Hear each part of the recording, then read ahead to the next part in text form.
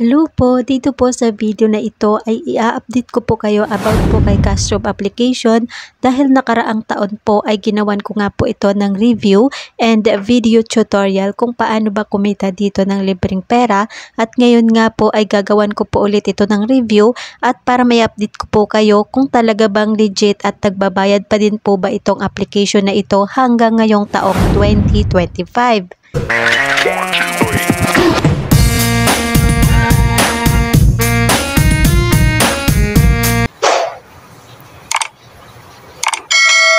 So mga ka-alpha ko, alam ko po na marami na po sa inyo ang meron itong application na ito, at tulad nga po ng sinabi ko po sa inyo noon na i-update ko po kayo about po dito kay Cashjob application, kaya ngayon nga po ay gagawan ko po ito ng review para mai-update ko po kayo about po dito sa kanilang application na ito kung talaga bang legit at paying pa din ba ito hanggang ngayong taong 2025. So ito na nga po ang isa kong account dito sa kanilang application, at makikita nyo nga po dito ang conversion ng aking mga na-earn na mga coins, at umabot na nga po ito sa 2,659 pesos, at itry nga po natin ngayon na mag-withdraw para nga po mapatunayan natin kung talaga bang legit at nagbabayad pa din ba itong si Cashjob na application. So para makapag-withdraw ay i-click lang po natin itong withdraw button, at makikita nga po natin dito na pwede nga po tayo makapag-withdraw gamit po ang ating mga Lazada account, PayPal account, GCash account, and pwede din po tayo ditong mag-top up. So sa Lazada po, ang minimum na amount na pwede po nating may withdraw is minimum of 0.70 cents and then maximum of 1 piso. And then sa PayPal naman po is minimum of $10 and then maximum of $50. At dito naman po sa GCash is minimum of 500 pesos and then maximum of 2,500 pesos ang pwede po nating may withdraw dito. At pwede din po tayo ditong mag-top up ng minimum of 10 pesos up to 700 pesos. At itry nga po natin ngayon na mag-withdraw dito po sa GCash, at i-click lang po natin yan. So dahil meron na nga po tayo ditong available balance na 2,659 pesos, kaya ang withdrawin ko po dito is ito pong 2,500 pesos, at i-click lang po natin yan. Tapos po i-click lang po natin itong withdraw now, and ayan, withdraw balance to GCash, at nakalagay na nga po dito ang aking GCash number and GCash name. Tapos i-click lang po natin itong send, and then yan, balance withdrawal successful, at hihintay na lamang po natin ito ng 1 to 7 working days para pumasok nga po ito sa ating GCash account. Tapos i-click lang po natin itong OK, at makikita nyo nga po dito na ang natira kong balance is 159 pesos na nga lamang po. So hihintay na lamang po natin na pumasok ang ating withdraw na 2,500 pesos sa ating GCash account, at para malaman po natin kung talaga bang legit at paying pa din ba itong kanilang application na ito hanggang ngayong taong 2025 ay click lang po natin itong nasa taas, tapos click lang po natin itong withdrawal history, at makikita nyo nga po dito na ang 2,500 pesos na withdraw ko po is pending pa nga po ito, at ito nga po yung date ng aking pag-withdraw, July 26, 2024. So ayan, at hihintayin na lamang po natin ito na pumasok sa aking GCash account. A few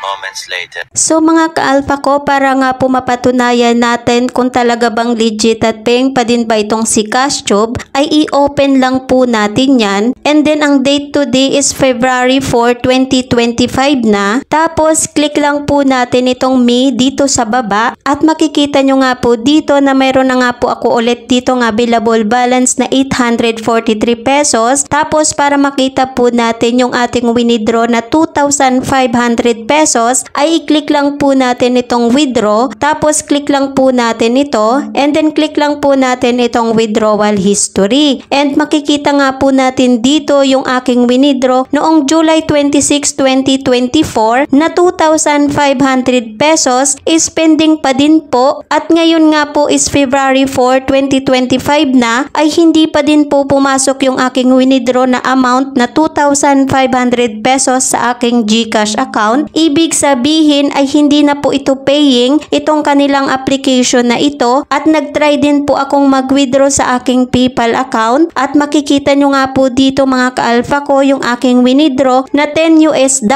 ay hindi na nga rin po ito binayaran ni CashTube at hindi na nga po ito pumasok sa aking PayPal account. So meaning ay hindi na po nagbabayad itong si CashTube na application ngayong 2025. Pero dati po mga ka-alpha ko ay nagbabayad pa nga po itong si CashTube at maraming basis na nga po ako nakapag-withdraw na dito at makikita nyo nga po dito na nakapag-withdraw na po ako dati ng 500 pesos. Ayan, transaction successful. 1,250 pesos, transaction successful. 500 pesos, transaction successful. At makikita nyo nga po dito na marami na nga po akong nai-withdraw na amount. Ganon din po sa isa kong account. At ito nga pong mga nai-withdraw ko na dito na amount dati ay pumasok na nga po ito directly po sa aking GCash account. So ayan, makikita nyo nga po dito mga ka-alpha ko na na-receive ko na nga po dati ang aking mga nai-withdraw na dito.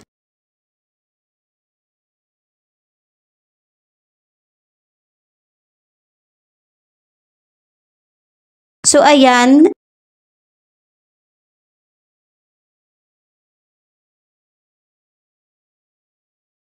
and then yan, at ngayon nga po mga ka-alpha ko ay hindi na nga po ito legit at hindi na po ito nagbabayad. Kaya kung meron ka pong CashTube na application ay pwede mo na nga po yung i-uninstall para hindi na po masayang ang oras mo at para doon naman po sa mga wala pang CashTube na application ay huwag na po kayong mag-install nito dahil masasayang lang po ang oras at pagod nyo dahil hindi na nga po kayo babayaran ng application na ito. Kasi sa mga ganitong free earning application po mga ka-alpha ko ay hindi po natin alam kung hanggang kailan po sila magtatagal in the market. Kaya ginawan ko po ito ng review para ma-inform po kayo na hindi na po nagbabayad itong si CashTube na application ngayong 2025. So again, hindi na po ito legit paying mga ka-alpha ko kaya wag nyo na po itong i-install. So ayun lamang po mga ka-alpha ko. I hope na mayroon po kayong natutunang tips sa videong ito. Thank you so much po mga ka-alpha ko. See you on my next video. More earnings and God bless everyone.